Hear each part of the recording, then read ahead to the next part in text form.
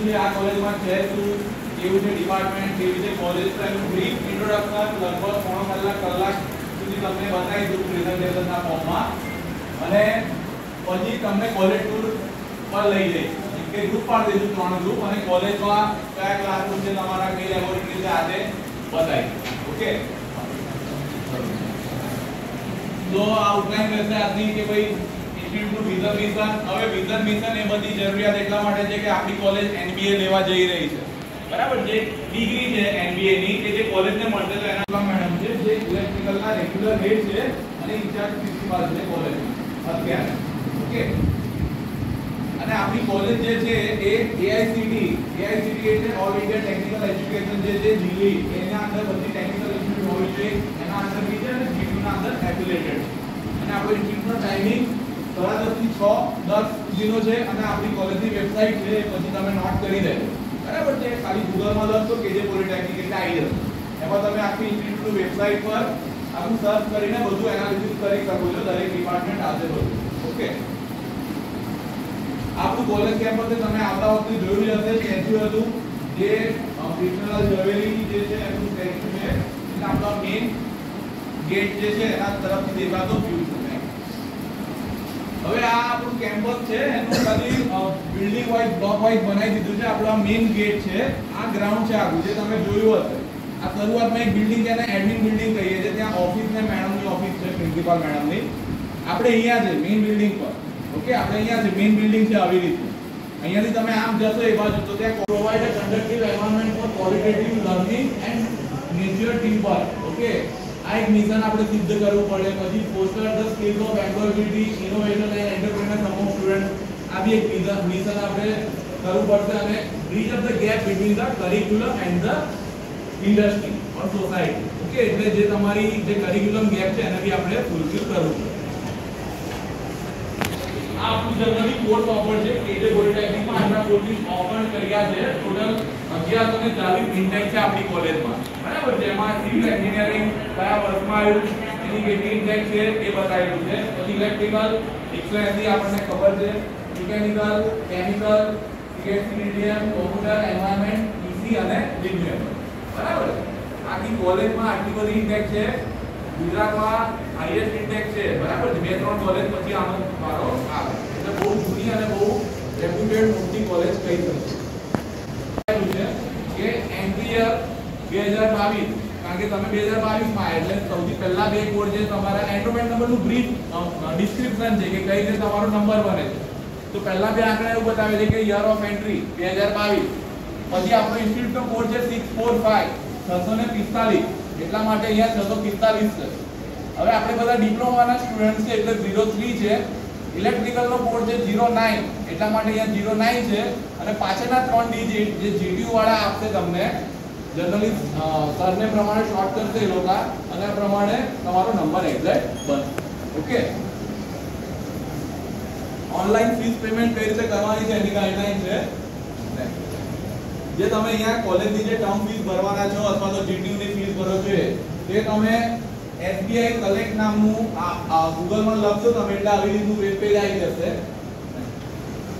એટલે એમાં તમે આના ક્લિક કરો એટલે એસબીઆઈ કલેક્ટ પર તમારે ક્લિક કરવાનું, એટલે આના પછીનો જે વ્યૂ છે એ ખુલશે. લોગિન આઈડી તમારો એન્રોલમેન્ટ નંબર હશે અને પાસવર્ડ તમારો સપોઝ પહેલા એક યુનિક પાસવર્ડ ઓલરેડી તમને તમારા મેલ ઉપર આવશે તમે જ્યારે એન્રોલમેન્ટ ફોર્મ ભરશો ત્યારે, અને પછી તમે એને ચેન્જ કરી શકો. ક્લિયર? તો તમારો જે પણ એન્રોલમેન્ટ નંબર, પાસવર્ડ અને ડેટાના ડેટા નાખશો તમને સીધું તમારા કયા પોર્ટલ પર લઈ જશે? જીટીયુ સ્ટુડન્ટ પોર્ટલ પર લઈ જશે. ક્લિયર?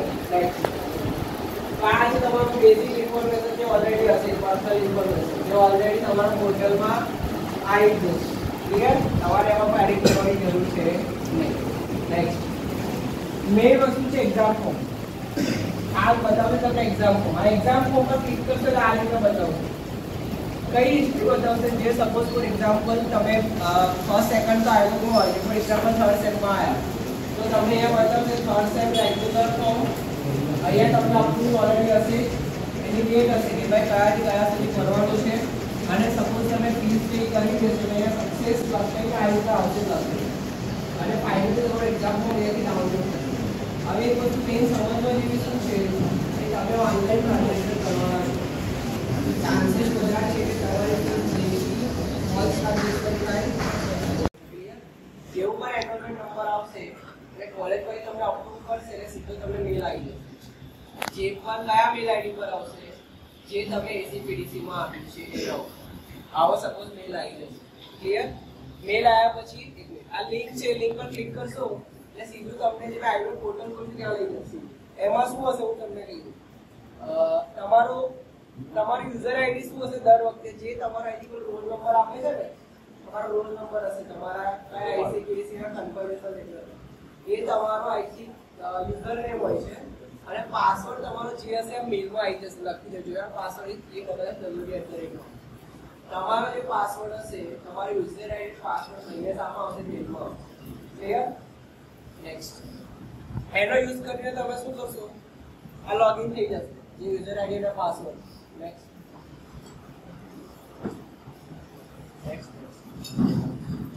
ઓકે, તો આ રીતે સપોઝ પહેલા આવશે તમારું ઓલમોસ્ટ નામ, તમારી પર્સનલ ઇન્ફોર્મેશન હશે જે ઓલરેડી હશે જ, તો એમાં કોઈ ચેન્જ કરવાની જરૂર છે નહીં. ક્લિયર? નેક્સ્ટ માય પ્રોફાઇલમાં જશો તો ઓલરેડી હશે, તમે જે ડેટા એસીપીસી માં નાખ્યા હશે ત્યાંથી સિમ્પલ ફેસ છે કે તમારા ઓલ ઓવર નેમ, તમારી જે બેઝિક ઇન્ફોર્મેશન છે ઓલરેડી ફેસ થઈ ગયું. તમારે મેઇન સામા જવાનું છે.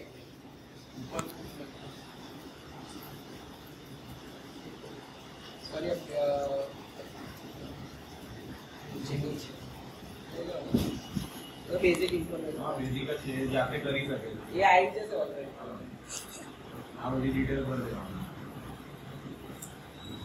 બરાબર.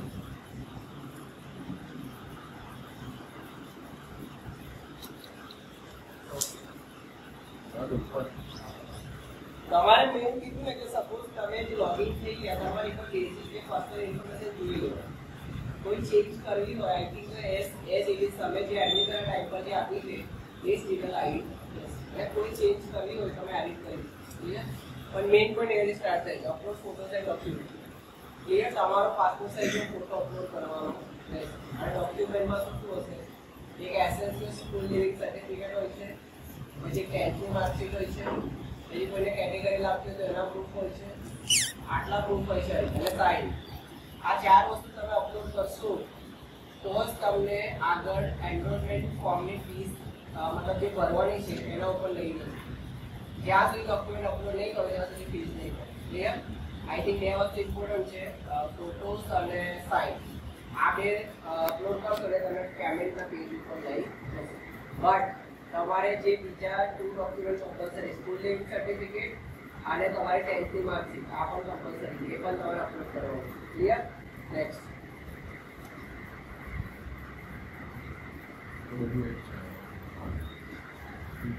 અપલોડ કર્યા પછી આ થઈ ગયું ફોટો સિગ્નેચર અપલોડ.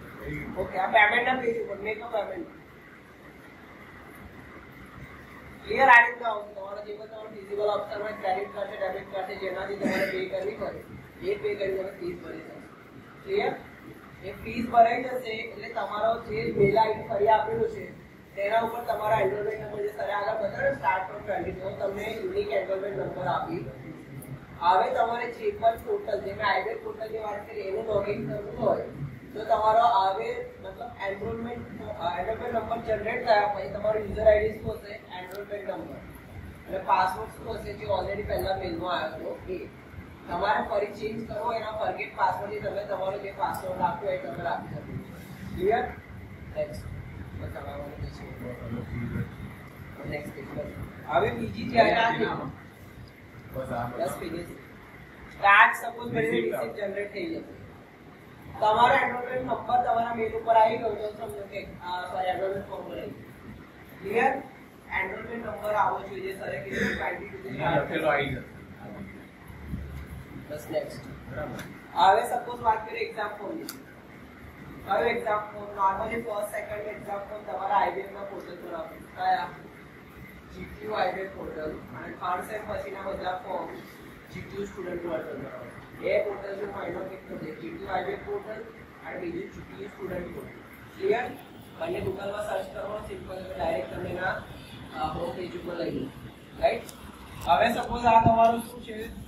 એક્ઝામ મળું છે ને એક્ઝામ ફીસ પણ જે એક્ઝામ ફીસ ફર્સ્ટ સેમ ની તમારી સપોઝ આવશે એ સારા પર કરવાની હતી G2 આઈવેટ પર અગેન તમારો આવે લોગિન આઈડી તો તમારો જે એનરોલમેન્ટ નંબર આવે તમારો લોગિન આઈડી હશે અને પાસવર્ડ તમે સપોઝ જે પહેલા મેલમાં આવે છે બાય ડિફોલ્ટ આપશો તો એ ઓર એલ્સ તમે ચેન્જ કર્યો તે પાસવર્ડ યુઝ કરીને તમે શું કરશો સાઇન ઇન કરી શકશો અગર તમને કોઈ પ્રોબ્લેમ થાય છે સાઇન ઇનમાં તો તમારા જે ક્લાસ ટીચર છે એમનો તરત ઇમિડિયેટલી કોન્ટેક્ટ કરી લેવાનો ક્લિયર નેક્સ્ટ તો આ રીતના અહીંયા ટેબ ખુલશે આ રીતના તમારે જવાનું છે એક્ઝામમાં એક્ઝામ ફોર્મ અને ફી ક્લિયર એક્ઝામ ફોર્મ અને ફીસ પર ક્લિક કરશો એટલે આ રીતના બતાવશે આ દેખાય છે ટોટલ ક્રેડિટ 4 આ તમારા જે સબ્જેક્ટ હશે પર્ટિક્યુલર સેમેસ્ટરના મેક શ્યોર એટલું કર જોઈ લેવાનું કે તમને જે ફર્સ્ટ સેમનો બધા સબ્જેક્ટ અહીંયા દેખાય છે કે નહીં ના દેખાય તમારે તો અગેન જે કન્સર્ન ટીચર છે એનો કોન્ટેક્ટ કરી જો દેખાય છે તો એકવાર જોઈ લેવાનું કે મેરા જેટલા ફર્સ્ટ સેમના સબ્જેક્ટ એમાં દેખાય છે કે નહીં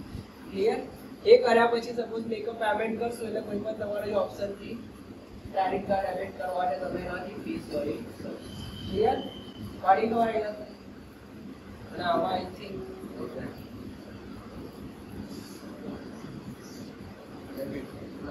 તો આ ખબર પડી ગઈ અને થર્ડ સેમેસ્ટરથી તમારું જે પણ ફોર્મના રિલેટેડ હશે એક્ઝામો ક્યાં ભરાશે સોરી સ્ટુડન્ટ પોર્ટલ પર GTU સ્ટુડન્ટ ફર્સ્ટ અને સેકન્ડ માટે ઓનલી GTU આઈવેટ ક્લિયર એ જે પ્રમાણે આવશે એ પ્રમાણે અગેન તમને સર સમજાવશે પર્ટિક્યુલર ટાઈમ પર અને આ PDF પર એમાં સેટ કરી દેશે તમારે ક્લિયર અને તે સમય તમને જણાવીશું કે ક્લાસ ટીચર જે છે તમને જણાવશે કે એ દેશે અને તમારી ક્વેરી પણ સોલ્વ થઈ જશે હવે મેઇન વસ્તુ છે બેકલોગ ઓનલી આ બેકલોગ બેકલોગ મીન્સ શું હોય કે જ્યારે તમે ક્યારે ડિટેલ કરશો ક્લિયર તો GTU નો રૂલ શું છે કે ફોર એક્ઝામ્પલ તમે ફર્સ્ટ સેકન્ડમાં ડિટેલ નહીં કરો કે ડિટેલ એટલે પર્ટિક્યુલર એક વર્ષ માટે તમે એ કોલેજ આવી ગઈ તો કન્સિડર નહીં કરો ફોર એક્ઝામ્પલ થર્ડ સેમમાં ડિટેલ ગયા રાઈટ તો થર્ડ સેમ ક્યારે ફરી આવે એક વર્ષ પછી તો એક વર્ષ તમારું બગડશે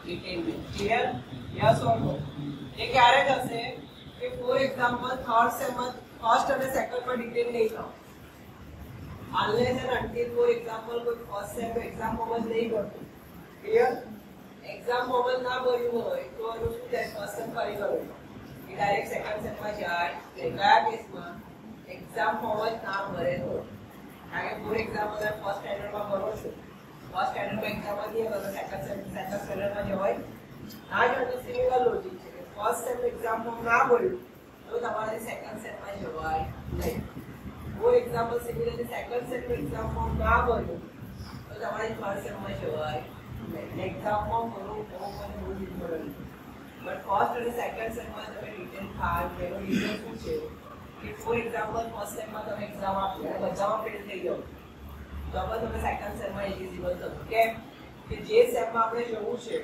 એના જસ્ટ પ્રીવિયસ સેમેસ્ટર હોય એટલે ગમે તે બેકલોગ કન્સિડર થતી નથી The second sem માટે first sem બેકલોગ કન્સિડર થાય નહીં ભલે પાછળ હોય તો બધામાં તો પણ તમે સેકન્ડ સેમમાં એક્ઝામ આપી શકશો પ્રોબ્લેમ ક્યાં આવશે થર્ડ સેમ નો એક્ઝામ્પલ થર્ડ સેમમાં તમે ડિટેલ ક્યારે થાવ સેકન્ડ સેમની ગમે તેટલી કેટલી હોય સેકન્ડ સેમમાં ગમે તેટલી બેકલોગ હોય ડઝન્ટ મેટર બટ ફર્સ્ટ સેમની જો બેકલોગ મોર ધેન 4 હશે ખાલી એક લોજિક સેટ કરો જે સેમમાં ડિટેલ થવાનું આપણે કરીએ છીએ એના જસ્ટ આગળના સેમેસ્ટરની કોઈ જેટલી પણ કેટેગરી કન્સિડર થાય નહીં બટ એના પહેલા થર્ડની વાત કરીએ તો ફર્સ્ટથી 4 કરતાં વધારે બેકલોગ હોય એટલે આપણે થર્ડ સેમમાં એલિજિબલ થઈએ છે સિમિલરલી ફોર્થ સેમની વાત કરીએ તો ફોર્થ સેમની જસ્ટ પહેલાનું સેમેસ્ટર કે થર્ડ તો થર્ડમાં ગમે તેટલી હોય ડઝન્ટ મેટર બટ ફર્સ્ટ અને સેકન્ડની એટલે 4 કરતાં વધારે હોવી જોઈએ નહીં ફિફ્થની વાત કરીએ તો શું થશે ફિફ્થનું આગળનું સેમેસ્ટર તો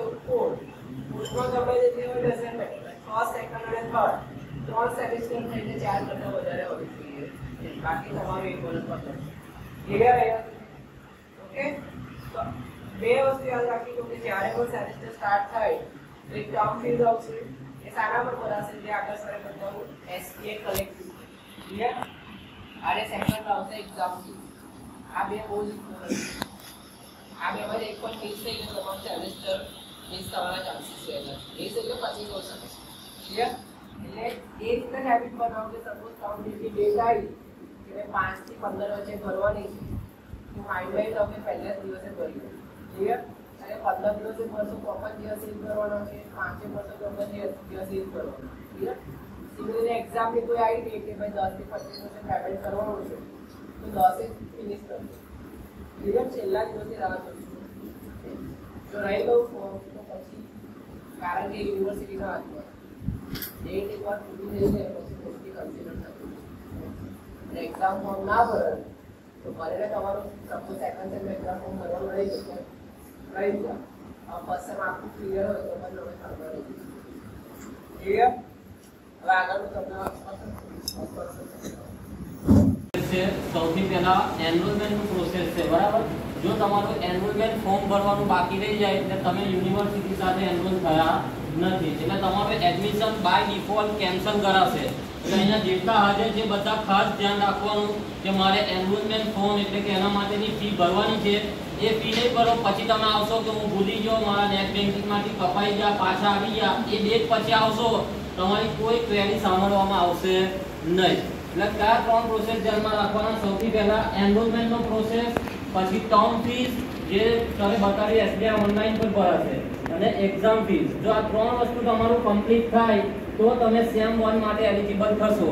પછીના સેમિસ્ટરોમાં ખાલી એનરોલમેન્ટ ફી નીકળી જશે, બાકી ટર્મ ફીસ અને એક્ઝામ ફીસ કન્ટિન્યુ રહેશે. એટલે આ 3 પ્રોસેસ જો તમારા પૂરા થાય તો તમારે એવું સમજવાનું કે સેમ 1 ની એક્ઝામ આપવાની મને મળશે, બાકી તમને સેમ 1 માટે એલિજિબલ રહેશો નહીં. તમે અત્યારે એડમિશન લઈ લીધું છે કેજે પોલિટેકનિકમાં, પણ તમે યુનિવર્સિટી માટે એનરોલમેન્ટ થયા નથી, તો 1 મહિના પછી જ્યારે પણ આવે તો એ પ્રોસેસ કરવો ફરજિયાત છે. જો તમે ભૂલી ગયા એટલે બાય ડિફોલ્ટ તમારું એડમિશન કેન્સલ થઈ જશે. નેક્સ્ટ યર ફરીથી તમારે એડમિશન લેવાનું રહેશે. ક્લિયર દરેકને આ વસ્તુ?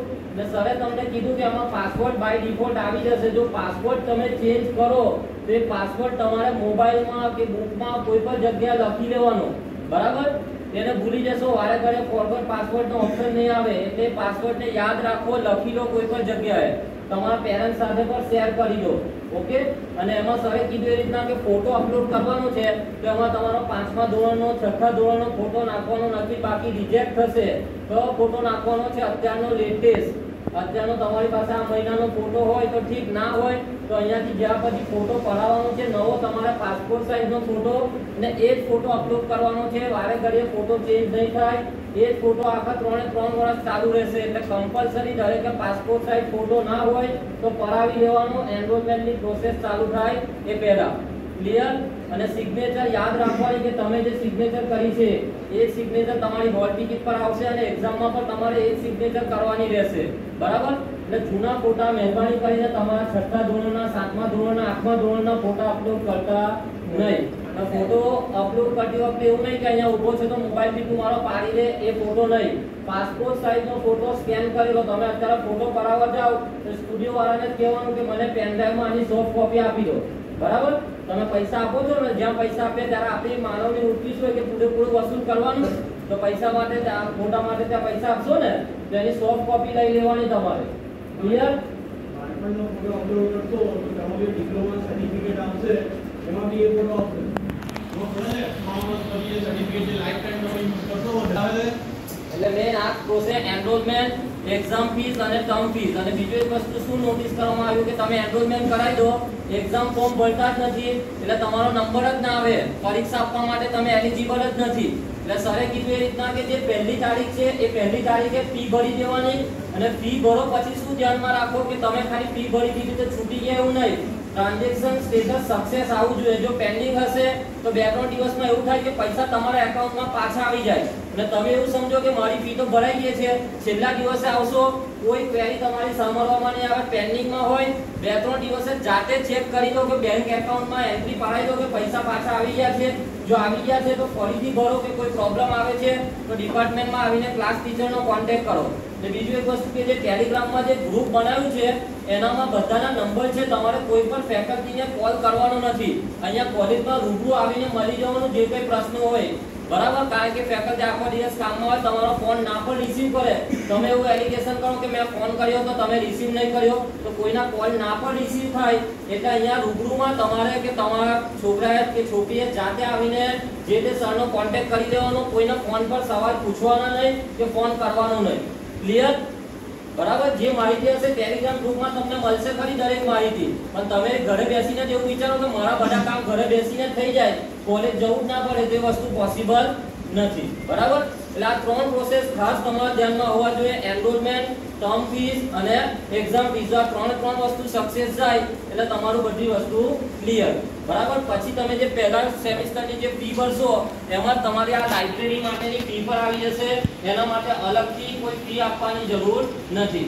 એના માટેની શું પ્રોસિજર છે, તો લાઇબ્રેરી માટે તમને એક ડિપાર્ટમેન્ટમાંથી આઈ કાર્ડ આપવામાં આવશે. હવે આઈ કાર્ડ વિશે પણ ખાસ જાણી લેજો. જો તમારી પાસે આઈ કાર્ડ નહીં હોય તો તમને મેઇન ગેટ પરથી સિક્યુરિટી કોલેજમાં એન્ટ્રી આપશે નહીં. એટલે મહેરબાની કરીને દરેક જણા પહેલા છે ને 2 મહિના સુધી ટેમ્પોરરી આઈ કાર્ડ હશે તો ટેમ્પોરરી આઈ કાર્ડ કરાવી લેવાના. ટેમ્પોરરી આઈ કાર્ડ પછી પરમેનન્ટ આઈ કાર્ડ આવી જાય, જે તમારા બીજા છોકરાઓ અમારા જે છે 3જા 5મા સેમેસ્ટરના એમના આઈ કાર્ડ જોશો, પરમેનન્ટ આઈ કાર્ડ હશે, એ આઈ કાર્ડ ફરજિયાત હશે તો જ તમને ગેટમાં એન્ટ્રી આપશે. પ્લસ કોઈ પણ પરીક્ષા હશે, આઈ કાર્ડ નહીં હોય તો તમને એલાઉડ કરે નહીં. તો લાઇબ્રેરીમાં તે સૌથી પહેલી કન્ડિશન આઈ કાર્ડ છે. હવે આ લાઇબ્રેરી કઈ બાજુ આવી છે તો તમે મેપમાં જોયું એ રીતના કે આ બિલ્ડિંગ થી તમે ડાબી બાજુ જશો, બરાબર, ત્યાં પહેલું મિકેનિકલ બિલ્ડિંગ અને મિકેનિકલ બિલ્ડિંગ ની બાજુમાં LRUC બિલ્ડિંગ છે. LRUC બિલ્ડિંગમાં ફર્સ્ટ ફ્લોર પર લાઇબ્રેરી છે. ઓકે, એ લાઇબ્રેરીમાં તમને તમારા સબ્જેક્ટના રિલેટેડ દરેક રેફરન્સ બુક વાંચવા માટે મળશે. હવે દરેક સ્ટુડન્ટને એક લાઇબ્રેરીનો કાર્ડ પર આપવામાં આવશે. લાઇબ્રેરીનો એક કાર્ડ પર તમને આપવામાં આવશે અને દરેક સ્ટુડન્ટ એક કાર્ડ પર એક બુક લઈ શકશે. એ બુક તમે 14 દિવસ માટે તમારી પાસે રાખી શકશો. 14 દિવસ પછી તમારે બુક ત્યાં જમા કરાવવાની. બરાબર, હવે તમારા માઇન્ડમાં જે બુક્સના રિલેટેડ કન્ફ્યુઝન છે કે કઈ ચોપડી વાપરવાની, કઈ ચોપડી વાપરવાની, તો વાલીઓ એમાં કન્ફ્યુઝ થવાની જરૂર નથી. તમારો છોકરો જ્યારે પહેલા સેમેસ્ટરમાં ભણવા જશે ત્યારે જે તે સબ્જેક્ટના ટીચર એને કહેશે કે આ ચોપડી તારા સબ્જેક્ટ માટે લાવવાની છે. પ્લસ તમારા સિલેબસમાં બધી ચોપડીઓના નામ પણ લખેલા હશે. તો એમાંથી તમને જે ચોપડી યુઝ કરવી, અહીંયા સ્કૂલ જેવું નથી કે એક જ ચોપડી છે, એક જ ચોપડી વાંચવાની. આ ભાઈને એ ચોપડી ફાવે છે, આ ભાઈને બી ચોપડી ફાવે છે. જેને જે ચોપડીમાંથી વાંચવું હોય એ ચોપડીમાંથી વાંચી શકે. ટોપિક બધામાં જ હશે, એટલે કોઈની એવું નથી કે કોમન બુક જ દરેકે વાંચવાની છે. બરાબર, લાઇબ્રેરીમાંથી તો તમને બુક્સ મળશે, પણ પરમેનન્ટ તમારા માટે બુક્સ જોઈતી હોય તો એના માટે શું કરવાનું, બહારથી તમારે પરચેસ કરવાની. કઈ બુક લેવાની તો જે તે સબ્જેક્ટ વાળા તમને કહેશે કે કઈ લેવાની. પ્લસ તમારા સિલેબસમાં પણ બુક્સના નામ લખેલા હશે. ક્લિયર? આપણી લાઇબ્રેરીમાં ઘણી બુકો છે. બરાબર, એનો આંકડો અત્યારે મારે તમને કહેવાની જરૂર નથી, પણ બહુ સારી ચોપડીઓ છે. ત્યાં જઈને વાંચો. ત્યાં 50 થી 60 છોકરા બેસી રહે એટલી કેપેસિટી પર છે આપણી લાઇબ્રેરીની. ઓકે, તો આ લાઇબ્રેરીનો વ્યૂ છે. બરાબર, તમે અત્યારે જશો કોલેજ ટૂરમાં તો તમને જોવા મળશે લાઇબ્રેરી. ઓકે, આઈ કાર્ડ માટે પણ મેં તમને સમજાવી દીધું. એના માટે પણ તમારે પાસપોર્ટ સાઇઝનો ફોટોગ્રાફ જોઈશે, એટલે મેં અત્યારે ફોટોગ્રાફ કરાવવાનું કીધું. તો રિસન્ટ ફોટોગ્રાફ કરાવજો તો આઈ કાર્ડ પરથી તમે ઓળખાઈ શકો કે આ તમે જ છો. બરાબર, આ મેં તમને પ્રોસિજર કહી દીધી છે કે 14 દિવસ માટે એક ચોપડી પછી ફરીથી રિન્યુ કરાવવાની. ને કોઈને જો જરૂર હોય તો એ તમારી જમા પણ કરી લે. તમારે બીજી બુક લેવી હોય તો બીજી લઈ શકો. આના માટે અલગથી કોઈ ચાર્જ ભરવાની જરૂર નથી. હવે સ્ટુડન્ટ સેક્શન છે કે જ્યાં તમારે કદાચ બોનોફાઇડ કરાવવાની જરૂર પડે કે બીજા સ્ટુડન્ટ સેક્શન રિલેટેડ કંઈ પણ કામ હોય તો આ સ્ટુડન્ટ સેક્શન ક્યાં આવેલું છે, જે સામે એડમિન બિલ્ડિંગ જે છે ને, નવું બિલ્ડિંગ બન્યું છે, ત્યાં પ્રિન્સિપલ મેડમ બેસે છે, ત્યાં એડમિન બિલ્ડિંગ છે. ઓકે, હવે મેઇન તમારો આ રેલવેનો પાસ અને બસના પાસ માટેનો ઇશ્યુ હોય છે કે ભાઈ રેલવેનો પાસ કેવી રીતના કરાવવાનો અને બસનો પાસ કેવી રીતના કરાવવાનો. તો અત્યારે તમારી સાથે 5મા સેમેસ્ટરના છોકરાઓ જે છે એ તમને કોલેજમાં ફેરવીને બતાવી દેશે કે ક્યાંથી રેલવેનું પાસ લેવાનું, કયા સાહેબ પાસે સહી સિક્કા કરાવવાના, એ બધી વસ્તુ તમને અત્યારે પ્રેક્ટિકલી બતાવી દેશે કે કયા ડિપાર્ટમેન્ટમાંથી ફોર્મ લેવાનું, કોની જોડે સિક્કા કરાવવાના, રેલવે અને બસ પાસ બંને માટે. મોસ્ટ ઓફ તમે બધા રેલવેમાં અને બસમાં અપડાઉન કરતા હશો એટલે પાસની જરૂર તમને પડશે. બરાબર,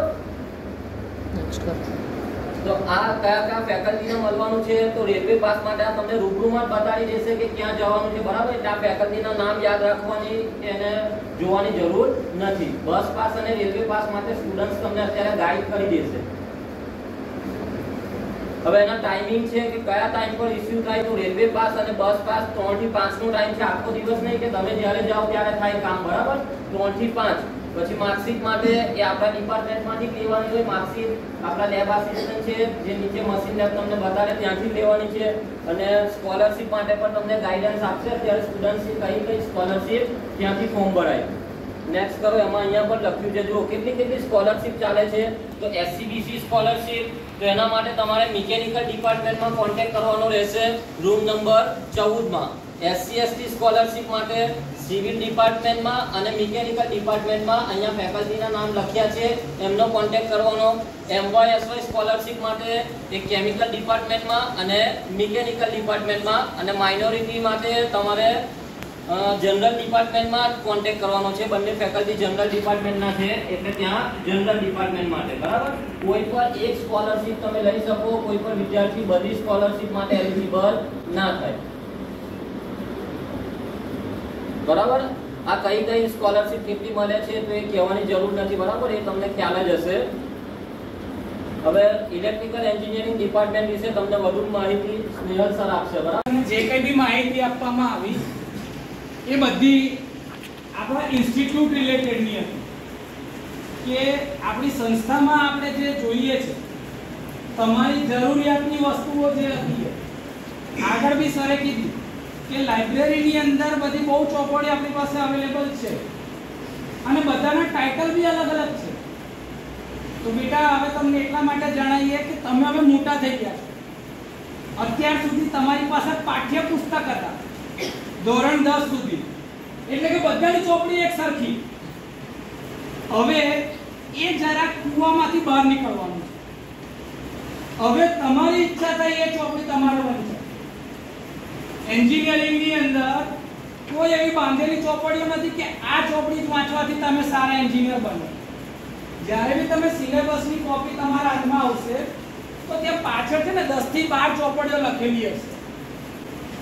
બની શકે કે આ વિદ્યાર્થીને પહેલા નંબરની ચોપડી ગમે કે ભાઈ ના આ વ્યવસ્થિત લખે છે, આ ઓથરે જે લખ્યું છે મને સમજાય છે.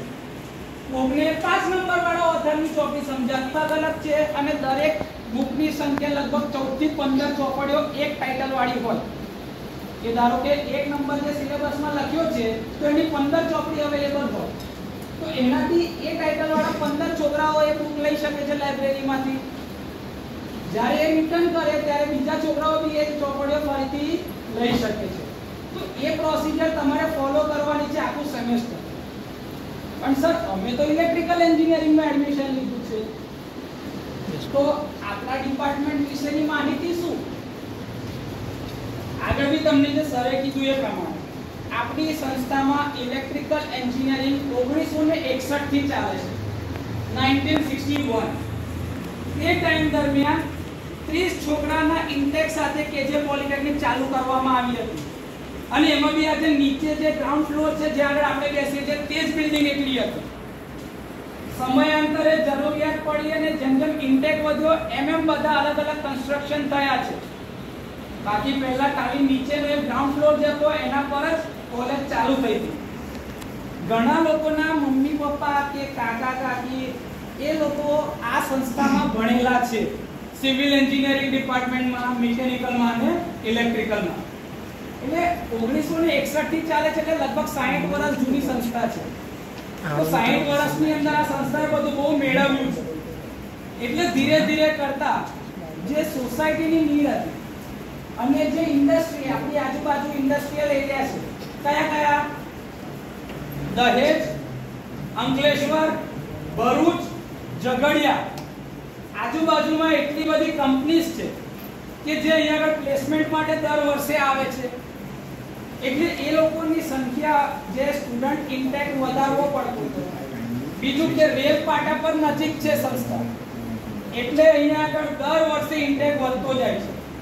અત્યારનો રજિસ્ટર્ડ ઇન્ટેક 180 નો છે. 60 વર્ષમાં 30 ના ઇન્ટેકને અત્યારે 180 નો કરી દીધો છે. પ્લસ ઈડબ્લ્યુએસ કેટેગરીની અંદરને એડમિશન ગણો તો આપણો અત્યારનો ઇન્ટેક એક વર્ષનો 225 વિદ્યાર્થી છે. એટલે કે એક ક્લાસમાં 75 છોકરાઓ બેસે છે. 75 ટોટલ 225 વિદ્યાર્થીઓ એક વર્ષના છે ઇલેક્ટ્રિકલ એન્જિનિયરિંગ ડિપાર્ટમેન્ટના. આગળની સરે તમને કીધું કે આપણે કોલેજ NBA એક્રેડિટેશન માટે જઈ રહી છે. તો NBA એક્રેડિટેશન એટલે શું ફરક પડે છે? તો નેશનલ બોર્ડ ઓફ એક્રેડિટેશન નું સર્ટિફિકેટ એવું કહે છે કે તમે જ્યારે બહારના કોઈ બીજા કન્ટ્રીમાં જઈ રહ્યા છો તો એ સંસ્થામાં એડમિશન લેવા માટે તમારે અમુક કોર્સિસ કરવા પડેલા હોય. તો જો આ સંસ્થા બી NBA એક્રેડિટેડ હોય અને સામેવાળી સંસ્થા બી NBA એક્રેડિટેડ હોય તો તમારે એક્સ્ટ્રા કોર્સિસ નહીં કરવા પડે. તમે ડાયરેક્ટ એલિજિબલ છો એ સંસ્થામાં એડમિશન લેવા માટે ફોરેન યુનિવર્સિટીમાં જે આપણા દેશની બહાર છે ત્યાં. એટલે એ બધી જગ્યા પર શિક્ષણને એક સરખું કરવાના ભાગરૂપે આ પ્રોસેસ થાય છે NBA ની, જેમાં આ વર્ષે આપણી સંસ્થા જઈ રહી છે. તો તમે નસીબદાર છો કે આપણી સંસ્થા NBA એક્રેડિટેડ હશે તો તમને એ વસ્તુમાં તકલીફ પડે નહીં. હવે NBA એક્રેડિટેશન માટે આપણા ડિપાર્ટમેન્ટનું એક વિઝન તો હોય ને કે આપણું ડિપાર્ટમેન્ટ શેના માટે ચાલે છે. એ શેના માટે ચાલે છે ને એ જ આપણું આ વિઝન સ્ટેટમેન્ટ છે. તો આપણા ડિપાર્ટમેન્ટનું વિઝન શું છે કે આપણે ટેકનિકલ એજ્યુકેશનમાં એટલા સારામાં સારા વિદ્યાર્થીઓ આપવા માંગીએ છીએ જેથી કરીને સમાજમાં અથવા તો ઇન્ડસ્ટ્રીમાં જરૂરિયાત પ્રમાણે સમય બદલાય એ પ્રમાણે ટેકનોલોજીકલ એડવાન્સમેન્ટ થતા હોય એ ટેકનોલોજીકલ એડવાન્સમેન્ટની સાથે સાથે આપણા વિદ્યાર્થીઓ પણ જઈ શકે. એના ભાગરૂપે આપણે શું કરીએ છીએ તો એના ભાગરૂપે આપણે ફાઇનલ યરની અંદર તમારે પ્રોજેક્ટ બનાવવાનો છે. એ પ્રોજેક્ટ એક્ટિવિટી તમે જે ભણી રહ્યા છો એ સિલેબસની અંદર બધાને કોરિલેટ કરીને તમારી અંદર જે કંઈ સ્કિલ્સ છે એને બહાર લાવવા માટે આ બધું થઈ છે. સાથે સાથે આપણી સંસ્થાના વિદ્યાર્થીઓ બીજી કોલેજોની અંદર જે કોમ્પિટિશન થતી હોય છે ટેકનિકલ, એ ટેકનિકલ ઇવેન્ટ્સમાં બી ભાગ લે છે. એટલે તમે જાણી શકો કે તમારી ઉંમરના છોકરાઓ તમારા જેટલા બીજી સંસ્થામાં ભણતા હોય તો કેટલા હોશિયાર છે. તમે લોકો જે પ્રમાણે મોબાઈલની અંદર અત્યારે ઘૂસેલા છો તે મોબાઈલમાંથી તમારે બહાર નીકળવું પડશે. કેમ કે આવી જગ્યા પર તમે જશો ને ત્યારે તમે એ જોશો કે તમે જેટલું બી મોબાઈલમાં ધ્યાન આપો છો તો બીજા છોકરાઓ મોબાઈલની બહાર ટેકનિકલ કેટલું આગળ શીખી રહ્યા છે અને એ સ્કિલ્સની ત્યાં આગળ એ લોકો જ્યારે તમારી સામે પ્રોજેક્ટ કંઈક રન કરીને બતાવે છે તો એ સ્કિલ ડેવલપ આપણે બી કરવાની છે. અને આ કોમ્પિટિશનમાં જવાની સાથે સાથે તમે ભાગ લેશો તો તમને ત્યાં આગળ પ્રાઇઝ બી મળે છે, સર્ટિફિકેટ બી મળે છે. તો એ સર્ટિફિકેટને એ રીતે જ્યારે તમે અહીંયા કેમ્પસ માટે પ્લેસમેન્ટ માટે કંપની આવે તો તમે કહી શકો, તમને એવું પૂછે કે ભાઈ આટલા બધા વિદ્યાર્થીઓથી અલગ તમે કેવી રીતે છો તો તમે કહી શકો કે સર હું આવી રીતે આ કોમ્પિટિશનમાં ગયેલો, ત્યાં આગળ મારો જે પ્રોજેક્ટ હતો એ આઈડિયા હતો એને બેસ્ટ આઈડિયા તરીકે સ્વીકારેલો. તો સર્ટિફિકેટ એનું પ્રૂફ છે. તો એને બી ખબર પડે અચ્છા આ તો ટેકનિકલી હોશિયાર છોકરો. આપણા ત્યાં આગળ રિલાયન્સ કંપની બી આવે છે જે સારામાં સારી કંપનીઓમાંની એક છે. તો એના માટે આપણે તમને તૈયાર કરીએ છીએ. તો આ વિઝન સ્ટેટમેન્ટ જે છે ફૂલફિલ કરવા માટે અમુક થોડાક સ્ટેપ્સ હોય. તમારે ક્યાંક પહોંચવું છે તો તમે એના માટે જો ને ગૂગલ મેપ પર તમે લોકેશન નાખો. જેમ કે તમારે કેજે પોલિટેકનિક પર પહોંચવું છે એ તમારો એમ છે તો તમે શું કરો અચ્છા કેજે પોલિટેકનિક કઈ આવી છે ભરૂચ, તો મારે સૌથી પહેલા ક્યાં પહોંચવું પડશે ભરૂચ. તો તમે કઈ રીતે આવવાના છો તો તમે મેપ ઉપર સર્ચ મારો છો એટલે પહેલું સ્ટેપ તમે શું લીધું કે ભાઈ લોકેશન સર્ચ કરો કે આ ક્યાં આગળ આવેલું છે. તો એવી રીતે આ મિશન આ વિઝન સ્ટેટમેન્ટ જે મારે અચીવ કરવું હોય તો મારે સૌથી પહેલા શું કરવું પડે તો હું સૌથી પહેલા જોઈશ કે ભાઈ મારે સૌથી પહેલા તને ટેકનિકલી હોશિયાર બનાવવાના છે તો એ ટેકનિકલ ઇન્ડસ્ટ્રીમાં ચાલશે ને. કેમ કે આપણે ટેકનિકલ એન્જિનિયર બનવાના છીએ. આપણે કઈ આર્ટ્સ ને કોમર્સ ના વિદ્યાર્થી નથી કે ભાઈ જ્યાં આગળ લખેલું હોય કે ભાઈ નરસિંહ મહેતાના કાવ્યો. તો તમારા પપ્પા જન્મ્યા હતા, તમારા પપ્પા એ ભણ્યા હશે આર્ટ્સ ત્યારે બી એ જ હતા, એની પહેલા બી એ જ હતા, તમારા છોકરા હશે ને ત્યારે બી એ કાવ્યના એ જ રહેવાના છે. કેમ કે નરસિંહ મહેતા હવે જતા ગયા તો હવે વધારે લખવાના નથી. પણ ટેકનિકલ એજ્યુકેશનમાં એવું નથી. ટાઈમ બાય ટાઈમ ઇનોવેશન થતા જાય. જેમ જેમ ઇનોવેશન થાય એમ એની અંદરથી કંઈક ને કંઈક પ્રોસેસમાં ડેવલપમેન્ટ થાય, કંઈક નવા ગેજેટ આવે. તમે જાતે વિચાર કરો અત્યારના જમાનામાં કે સૌથી પહેલા પેજર હતા. લોકો પેજર લટકાઈને ફરતા તેના પર નંબર આવે. સાદા ટેલિફોન આવ્યા જેમાં તમે કોઈન નાખીને તમે વાત કરતા હતા. એ કોઈન સિસ્ટમ કઈ તમારા ઘરે તમે ટેલિફોન રાખતા હતા, ઇનકમિંગ પર કોલ લાગતા હતા, પછી આયા વાયરલેસ ફોન કીપેડ વાળા, જેની ઉપર ઇનકમિંગ પર બી ચાર્જીસ લાગતો હતો. જેમ જેમ આગળ ગયા ટચ સ્ક્રીન ફોન આવી ગયા છે, ટેબ્લેટ ના તે બધું જે કંઈ બી છે બધું એડવાન્સમેન્ટ છે, ટાઈમ બાય ટાઈમ ચેન્જ આવે છે. કોના લીધે આ બધું થાય? કોના લીધે આ બધું થાય છે? Engineering technology. તમે શું ભણવાના છો? એન્જિનિયરિંગ ભણવાના છો? તો એક જ ચોપડીની અંદર જે લખેલું છે એનાથી એ વસ્તુ પોસિબલ છે? એક કરતા વધારે રિસોર્સિસની જરૂર છે, એકબીજા સાથે વાતચીત કરવી પડશે, ડિસ્કસ કરવાનું, તમારી માટે એક્સપર્ટ લેક્ચર રાખવામાં આવશે, તમને ઇન્ડસ્ટ્રીયલ વિઝિટ પર લઈ જવામાં આવશે, તમને કંપનીના કલ્ચર બતાવવામાં બી આવશે. એ બધી જ એક્ટિવિટી કોલેજ લેવલ પર થાય છે. એ જ બધી એક્ટિવિટીથી તમારી અંદર આપણે ટેકનિકાલિટી ડેવલપ કરીએ છીએ. સર ટેકનિકાલિટી તો અમારી અંદર આવી, પછી ભાઈ જોવું પડે કે ઇન્ડસ્ટ્રીમાં અત્યારે શું ચાલી રહ્યું છે. હવે અત્યારે તમે પ્રોજેક્ટ લઈને આવો, સર મેં કીપેડ વાળો ફોન બનાવું છું, તો કીપેડ વાળો ફોન હવે કોઈ લેશે? એની કોઈને જરૂરિયાત છે? તો એ ઇન્ડસ્ટ્રીની જે જરૂરિયાત છે, સોસાયટીની જે જરૂરિયાત છે, બેની વચ્ચે એક તમારે ગેપ જે છે દૂર કરવાનો છે.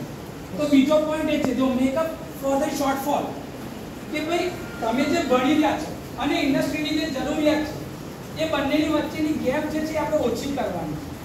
એટલે એના માટે કોર્સિસ ડિઝાઇન થાય. દર વખતે આપણો સિલેબસ બદલાતો જાય, થોડા અંતરે સિલેબસ બદલાય, એની અંદર કંઈક ને કંઈક નવું આવતું જાય. આ બધું તો ઠીક છે, પણ સાથે સાથે તમારી અંદર, કેમ કે ઇન્ડસ્ટ્રી કોઈ એક વ્યક્તિ નથી ચલાવવાની, એમાં તમારે ભેગા થઈને ટીમ તરીકે કામ કરવાનું છે. તમે ક્રિકેટ જોતા હશો, રમતા બી હશો, તો એક પ્લેયર આખી મેચ જીતાડી શકશે? ફિલ્ડિંગ કરવા વાળા કેટલા જોઈશે? 11 ટોટલ જોઈશે કે નહીં? બસ. એટલે જ્યારે બી તમે ઇન્ડસ્ટ્રીમાં જશો ત્યારે તમે એકલાથી કશું નહીં થાય. તમારી જોડે કોઈ બી એક પ્રોજેક્ટ પર તમે કામ કરતા હશો તો તમારા જેવા બીજા 10-12 લોકો હશે, તે બધા સાથે તમારે ભેગું થઈને કામ કરવું પડશે. તમારામાંથી કોઈ એક પ્રોજેક્ટનો લીડર બી હશે કે જે તમને માર્ગદર્શન આપતો હશે, જેને તમારે રિપોર્ટિંગ કરવાનું કે સર અમે આટલું કામ કર્યું છે પણ એમાં આ પ્રોબ્લેમ આવે છે, તો એ તમારા પ્રોબ્લેમ સોલ્વ કરતો હશે. બને કે તમારે બી લીડર બનવું પડે, તો તમારી જવાબદારી તમારે સ્વીકારવી પડે. તો એના માટે થઈને અહીંયા આગળ કોલેજ લેવલ પર બી અમે તમને મોટિવેટ કરીએ છીએ. સાથે સાથે એવી બધી એક્ટિવિટી, તમે 60-75 છોકરાઓ જ્યારે સાથે બેઠા હો તો તમારી અંદર એક એવી ભાવના હોવી જોઈએ કે આપણે બધા એક જ છીએ. તમને ધારો કે ના આવડતું હોય તો એકબીજાને શીખવાડવાનું, ધેટ ઇઝ ટીમ સ્પિરિટ. આ એક એક્ઝામ્પલ આપ્યું, પણ પરીક્ષામાં નહીં. એમાં પછી ડિટેન થવાય કાં તો ફેલ થવાય. એટલે પરીક્ષાની તૈયારીના ભાગરૂપે તમે એકબીજાની મદદ કરો એ અલગ વસ્તુ છે. તો શીખવાનું, સમજવાનું, એકબીજાને મદદ કરવાની. સારા એન્જિનિયર તો બનવાનું જ છે, પણ સાથે સાથે એક સારા વ્યક્તિ બી બનવાનું છે. અને એ જ વસ્તુ અહીંયા આગળ શીખવાડવામાં તમને આવશે. સાથે સાથે તમને જે છોકરાઓને ઇંગ્લિશમાં બોલવાનો ડર છે, સ્પોકન ઇંગ્લિશ, એ ડર દૂર કરવા માટે બી અહીંયા ફિનિશિંગ સ્કૂલની ટ્રેનિંગ ચાલે છે. 15 દિવસની આખી ટ્રેનિંગ હોય છે, જેમાં સર્ટિફાઈડ સ્ટાફ આવીને તમને શીખવાડશે કે અંગ્રેજી બોલવાનો તો ડર દૂર થાય છે. જરા બી ટેન્શન લેવાનું નહીં. તમને સારામાં સારા એન્જિનિયર બનાવવા માટે સંસ્થા કામ કરે છે, બરોબર છે? તો આ મિશન સ્ટેટમેન્ટ આવી રીતે ફૂલફિલ થાય છે.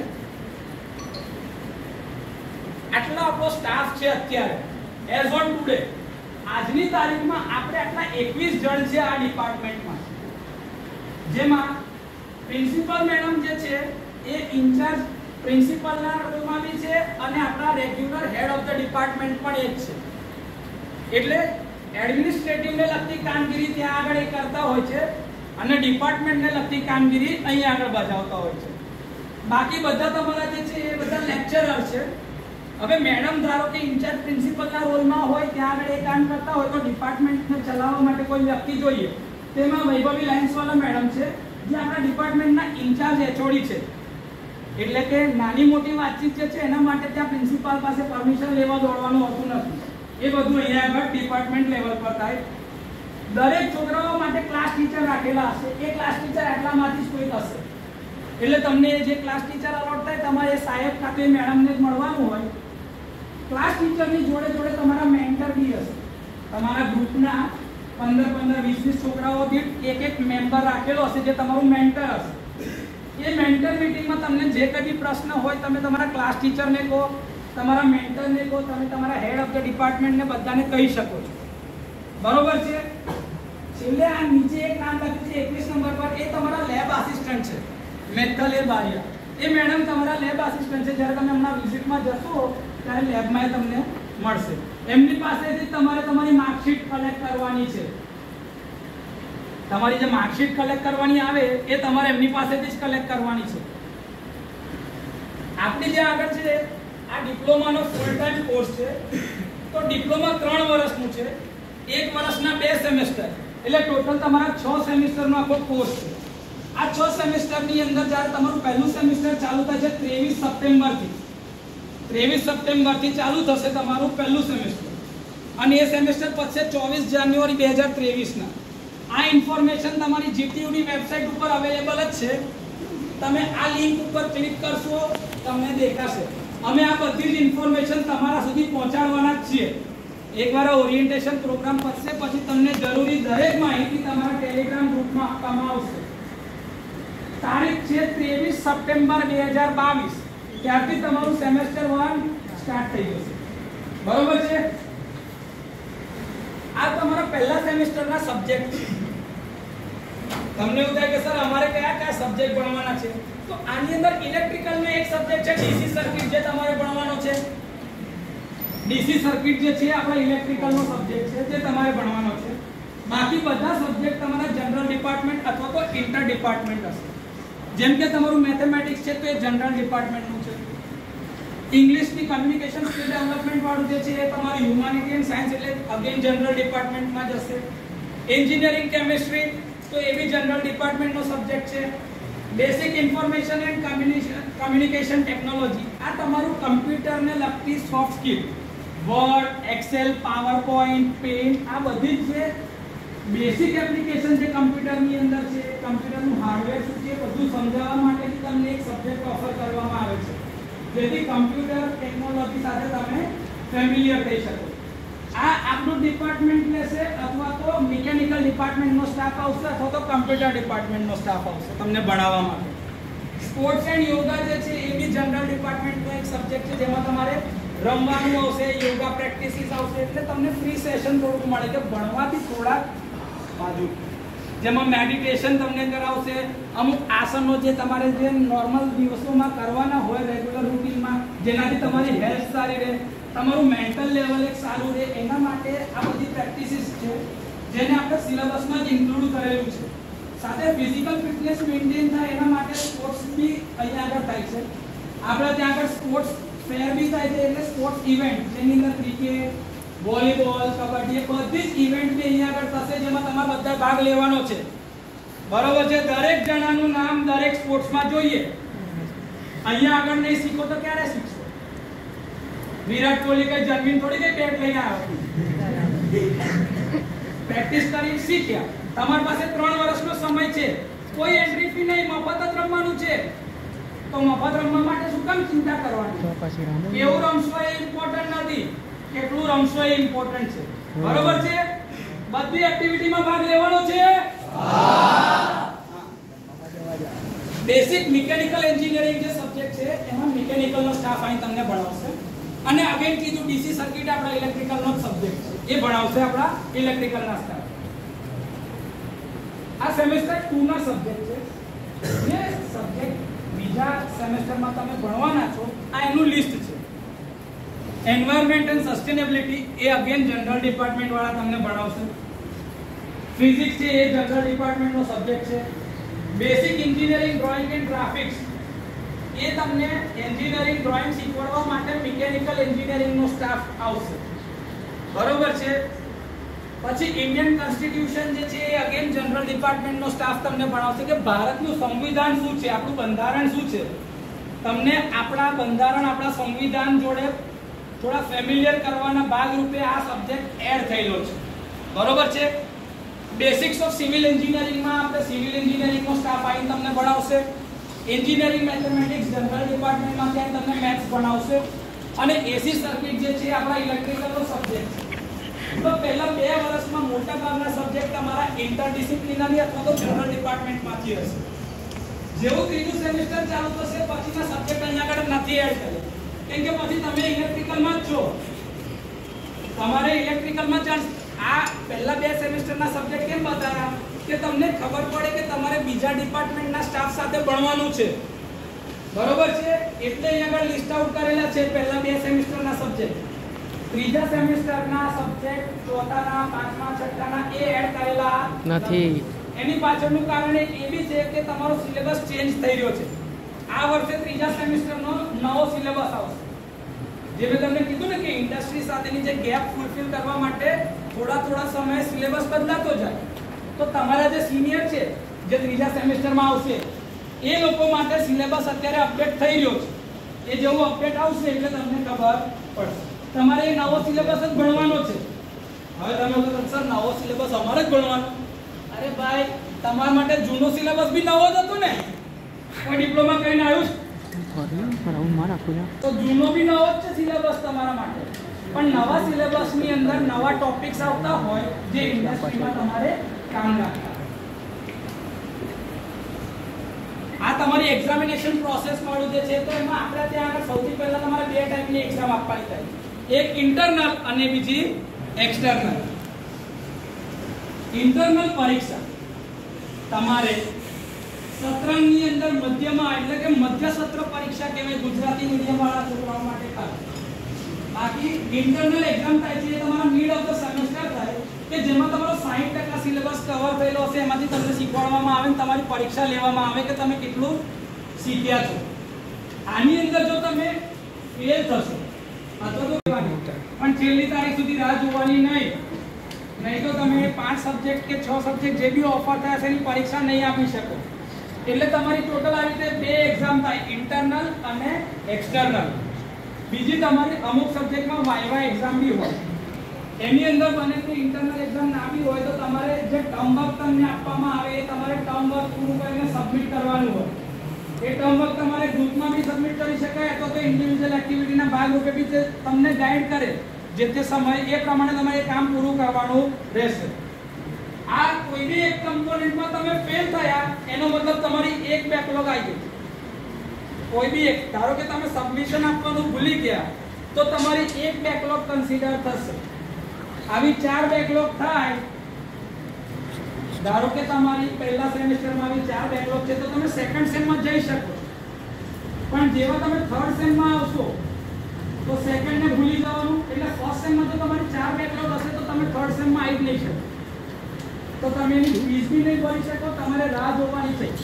એ સમય દરમિયાનમાં તમારે રેમિડિયલ એક્ઝામ આવશે જીટીયુની, એ ટાઈમે એની ફીસ ભરીને પરીક્ષા ફરીથી પાસ કરવી પડશે તો તમે આગળના સેમેસ્ટરમાં જઈ શકશો.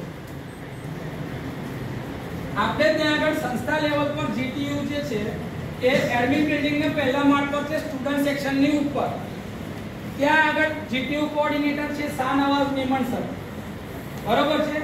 તમારે કોઈ બી તકલીફ લાગે સૌથી પહેલા તમારે ડિપાર્ટમેન્ટ લેવલ પર જીટીયુ કોઓર્ડિનેટરને મળવાનું, ડાયરેક્ટ ઇન્સ્ટિટ્યૂટના કોઓર્ડિનેટરને મળવાનું નથી. પ્રોપર ચેનલ થ્રુ જવાનું. તમારે સૌથી પહેલી આ તકલીફ કોને કહેવાની? Class teacher. ક્લાસ ટીચર પછી તમારી વાત પણ જોડે કરાવી જશે જીટીયુ કોઓર્ડિનેટર પાસે. જીટીયુ કોઓર્ડિનેટરને બી ફોન નહીં કરવાના, રૂબરૂ આવીને મળવાનું. કેમ કે તમારા માટે તમારે એકલાનો પ્રશ્ન છે, અમારી માટે 225 છોકરાઓ એ બી 3 વર્ષના, તો અમારે તમારા કરતાં વધારે છોકરાઓ સાચવવાના છે. એટલે તમારો પ્રશ્ન ક્યાંય ગૂંચવાઈ ના જાય એટલે મહેરબાની કરીને ફોન નહીં કરવાનો, રૂબરૂ આવીને મળવાનું. તો પ્રોબ્લેમનું સોલ્યુશન જલ્દી આવશે. એટલે આગળ બી સાહેબે જે તમને કીધું એટલા માટે જ કીધું કે તમે ડાયરેક્ટ આવીને મળશો તો તમારા પ્રોબ્લેમનું સોલ્યુશન તાત્કાલિક આવી જશે. તમે ફોન કરશો, તમે મેસેજ કરશો તો એ રિપ્લાય ના બી આવે. કેમ કે તમારા માટે તમારા એકલાનો પ્રશ્ન છે. સ્ટાફ માટે આવા 675 છોકરાઓ છે ટોટલ, બરોબર કે નહીં ભાઈ? એમાં ડિટેનિંગ ને બીજા એડ કરીએ તો લગભગ 700 થી 750 છોકરાઓ સાથે ડીલ કરવાની આવે. તો કયો સ્ટાફ એટલો ફ્રી હોઈ શકે? બરોબર છે. એટલે આવી કોઈ બી તકલીફ પડે તો રાહ જોયા વગર સંસ્થાના સમય દરમિયાન તમારે તમારા ક્લાસ ટીચર, જીટીયુ કોઓર્ડિનેટર બધાને મળી લેવાનું છે. વાત ઉતરી ગઈ મગજમાં દરેકને? આ વસ્તુ રિપીટ નહીં થાય વારે ઘડીએ. તમારે પહેલાથી છેલ્લા સેમેસ્ટર સુધી આ ફોલો કરવાનું છે. એટલે તમને વારે ઘડીએ કોઈ શીખવાડશે નહીં. બરોબર છે? જે કઈ એપ્લિકેશન લખવાની છે એપ્લિકેશન લખીને તૈયાર કરીને જવાનું. પહેલી વર્ષે કદાચ તકલીફ પડે પણ પછી તો જો એ જ પ્રોબ્લેમ આયા કરતો હોય તો તમને અંદાજો આવી ગયો કે મારે શું કરવાનું છે. તો એક એપ્લિકેશન લખીને જ જવાનું સાહેબ પાસે. એપ્લિકેશન લખતા બી તમને શીખવાડી દેવામાં આવશે કે તમારે શું લખવાનું એપ્લિકેશનમાં, કયો કન્ટેન્ટ લખવાનો. બરોબર છે?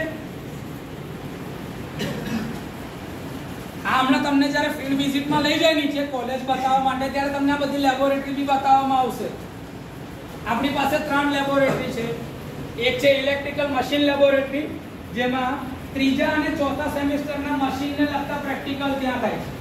એમાં બધા મશીન મૂકેલા છે, તમે ત્યાં આગળ જોજો. અને છોકરાઓ દ્વારા જે પેનલના રીવાયરિંગ જે અમે કરાયા હોય પ્રોજેક્ટના ભાગરૂપે તો એ છોકરાઓએ કરેલા બી છે, એ બી ત્યાં આગળ મૂકેલા છે ડેમોન્સ્ટ્રેશન માટે કે તમે એમાંથી જોઈને કંઈક શીખો કે તમારી આગળવાળા છોકરાઓ આટલું સારું કામ કરી ગયા છે તો તમે સંસ્થાને કેવી રીતે મદદરૂપ થઈ શકો, તમારું ટેકનિકલ નોલેજ તમે કેવી રીતે બતાવી શકો છો. એના ભાગરૂપે તેને ત્યાં આવી રીતે મોડલ્સ મૂકેલા છે, જોજો.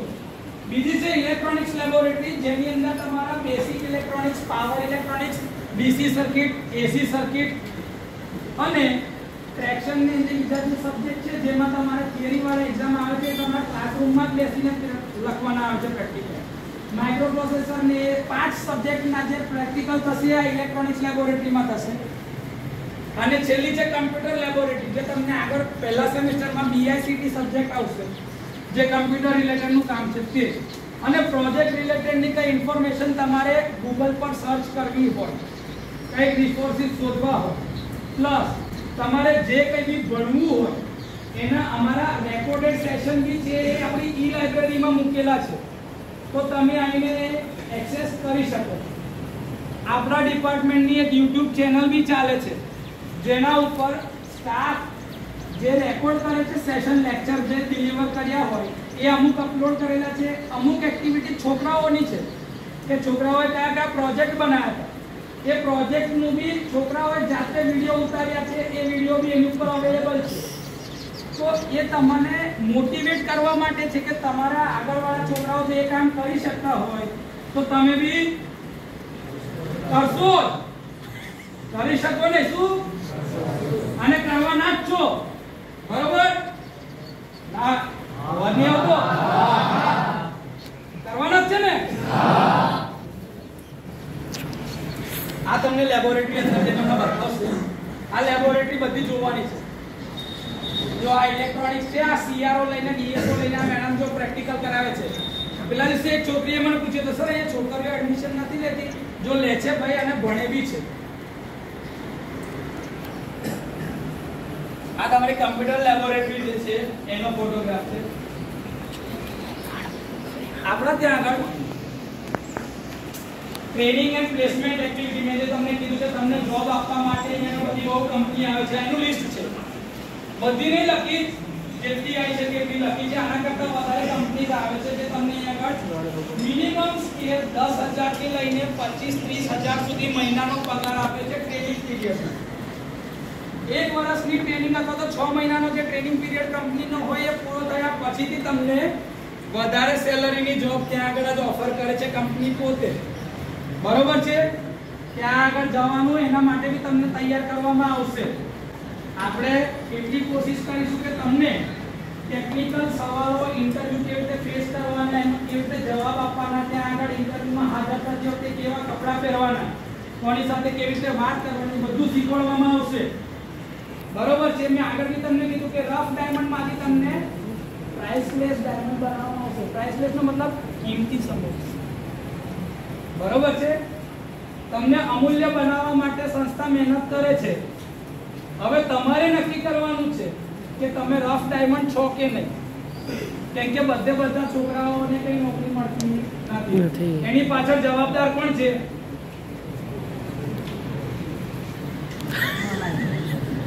બરોબર છે? બીજી એક ખાસ વસ્તુ કહી દઉં છું કે મારા લેક્ચર લેબ દરમિયાનમાં કે બીજા કોઈ સાહેબના લેક્ચર લેબ દરમિયાનમાં અને ફ્રી ટાઈમમાં જો તમે મોબાઈલ પર ગેમ રમતા પકડાઈ ગયા તો વાલીઓના હાજરમાં કહી દઉં છું કે એનો ફોન જપ્ત કરી લેવામાં આવશે. જ્યાં સુધી તમે મળી નહીં જાઓ ત્યાં સુધી એ ફોન પાછો નહીં આપવામાં આવે. તમે મહિનો પછી મળવા આવશો તો મહિના પછી તમને તમારા છોકરાનો ફોન મળશે, એ બી તમારા હાથમાં. એટલે ફોન સ્વિચ ઓફ જ હશે. અમે તમને રૂબરૂ ફોન કરી દઈશું એ જ ટાઈમે, પછી એ છોકરાનો ફોન સ્વિચ ઓફ કરી દઈશું અને એના ઉપર એની ડિટેલ્સ લખાવીને રબર બેન્ડ મારીને મૂકી દઈશું. જ્યારે તમે મળવા આવશો ત્યારે જે ફોન પાછો આપવામાં આવશે. કોઈ કારણસર તમે ના આવી શકતા હોય તો તમારી સાથે ટેલિફોનિક કમ્યુનિકેશન કરીને બી તમને જણાવવામાં આવશે કે ભાઈ છોકરો આ રીતે પકડાયો છે મોબાઈલ વાપરતો. એક બે વખત વોર્નિંગ આપવામાં આવશે, પછી તો તમારે રૂબરૂ આવીને મળવું જ પડશે. એ છોકરાઓની અંદર એક સારા સંસ્કાર આવે અને એ ભણવા પ્રત્યે થોડાક સજાગ બને એના ભાગરૂપે જ આ વસ્તુ કરવામાં આવે છે.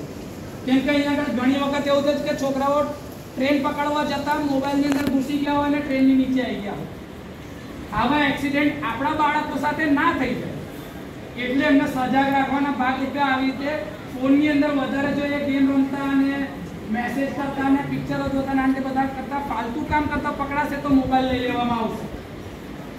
કોરોના પહેલા તો મોબાઈલ કેમ્પસમાં અલાઉડ જ નહોતો, પણ પછીથી જે આ ઓનલાઈન ટીચિંગની સિસ્ટમ આવી ત્યારથી આપણે અલાઉ કરેલા છે. પણ એનો યુઝ કરવાનો છે. તમને ઇન્ટરનેટ વાપરવા માટે બી અહીંયા ફેસિલિટી આપેલી છે નમો વાઈફાઈની. તમારે વાઈફાઈ ઇન્ટરનેટ એક છોકરાથી 1 GB રોજનું મળે છે તમારા વાપરવા માટે. તો એનો સદુપયોગ કરજો. કેમ કે કદાચ તમારા પપ્પાને લોકોને પૂછી જજો કે અમારા ટાઈમ દરમિયાન અમને 1 GB ઇન્ટરનેટ આખા મહિનાનું મળતું જ્યારે હું ભણતો હતો ત્યારે 1 GB ઇન્ટરનેટ આખો મહિનો અમારે ચલાવવાનો હતો. તો એવા સમય દરમિયાન અમે ભણેલા છે તો અમને ખબર છે કે ઇન્ટરનેટની કિંમત શું છે, એ રિસોર્સિસ શું કામ લાગે છે. અહીંયા જેટલા બી સ્ટાફ તમારી પાસે છે એ બધા હાઈલી ક્વોલિફાઈડ છે. અમુકનું PhD ચાલે છે, અમુકનું પતી ગયું છે, અમુક લોકો M.Tech થયેલા છે, અમુક લોકો M.Tech કરી રહ્યા છે. તો તમારી પાસે જે સ્ટાફ છે એ સૌથી સારામાં સારો સ્ટાફ છે, યંગ છે, તમને શીખવાડવા માટે હંમેશા તત્પર છે. પણ એના માટે તમારે કોલેજ રોજે, કેમ કે ઘરે આવીને કોઈ નહીં શીખે, તમારે અહીંયા જ આવવાનું છે કોલેજ. આવશો કે નહીં? અવાજ નહીં આવતો? રેગ્યુલર અટેન્ડન્સ કેટલા ટકા કરતા વધારે?